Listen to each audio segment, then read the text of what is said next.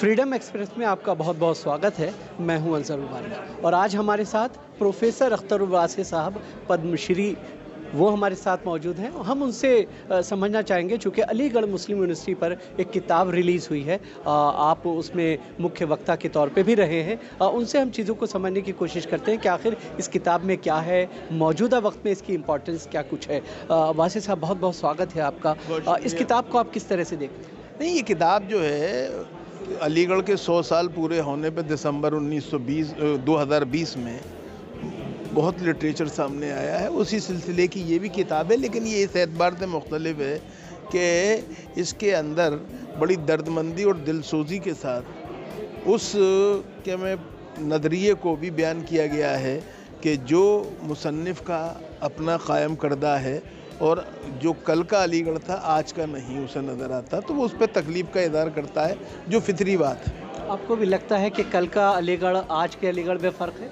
देखिए, ऐसा है कि माफ़ कीजिएगा, हर शख्स को अपना माजी अजीज़ होता है, ये हमें समझना चाहिए। आप भी इसे मानते हैं। असल बात जो है वो ये है कि हमें माजी ना तो गजीदा होना चाहिए, ना माजी का असीर होना चाहिए, लेकिन इस बात का ख्याल रखना चाहिए कि जो कुछ माजी में बेहतर था उसको हाल में लाना चाहिए और मुस्तक़बिल में बढ़ाना चाहिए, लेकिन जो चीज़ें इस काबिल नहीं हैं उनको फरामोश कर देना चाहिए।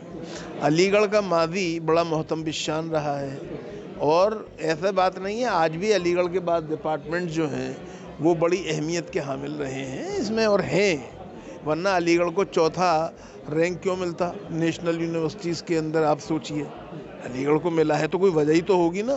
सेंट्रल गवर्नमेंट ने दिया है, मैंने और आपने तो दिया नहीं है जी।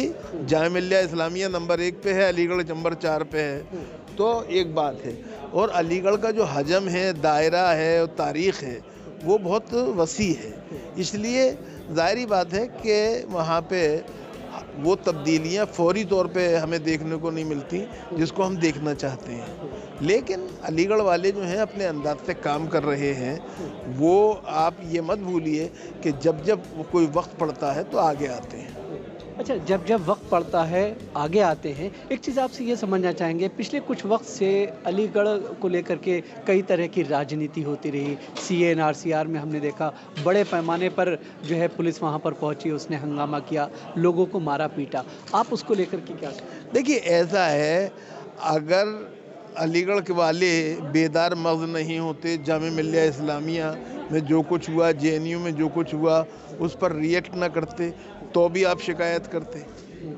अलीगढ़ वालों ने उसके ऊपर बहादुरी से, जुर्रत के साथ, हिम्मत के साथ, हौसले के साथ उसकी मज़म्मत की, उसके ख़िलाफ़ एहतजाज किया और उसके नतीजे में उन्हें बहुत कुछ झेलना पड़ा, तकलीफ़ें उठानी पड़ी, उन पे तशद्दुद हुआ जी, जिसे कहना चाहिए they were the victims of the governmental terrorism. साफ बात है, लेकिन इसके बावजूद भी उन्होंने हिम्मत नहीं हारी, अपनी जगह रहे, तो हमें इसकी कदर करनी चाहिए। ठीक है। एक चीज़ और समझना चाहेंगे कि जिस तरीके से मुल्क के इस वक्त हालात बने हुए हैं, 5 राज्यों में विधानसभा चुनाव होने हैं और मुसलमानों को लेकर के किसी तरह की कोई तस्वीर साफ होती हुई नज़र नहीं आ रही है। कोई राजनीतिक दल मुसलमानों को लेकर के नाम लेना तक गवारा नहीं कर रहा है।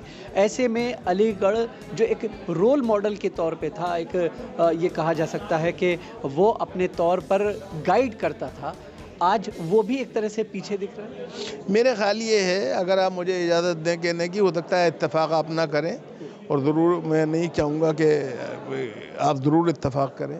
वो ये है कि देखिए, मुसलमान अगर ख़ामोश रहकर एक तरह से ये मदद दे सकते हैं तब्दीली लाने में सियासी तौर पे, तो कोई बुरी बात नहीं है, ये भी उनका एक पॉजिटिव कंट्रीब्यूशन होगा।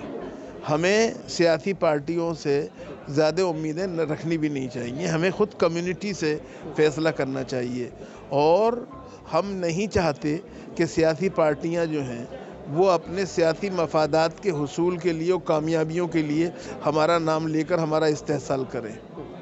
हमें बुनियादी तौर पे ख़ुद एक तरह से अपना एजेंडा तय करना चाहिए और हमारा एजेंडा ये भी हो सकता है कि हम खामोश रहें।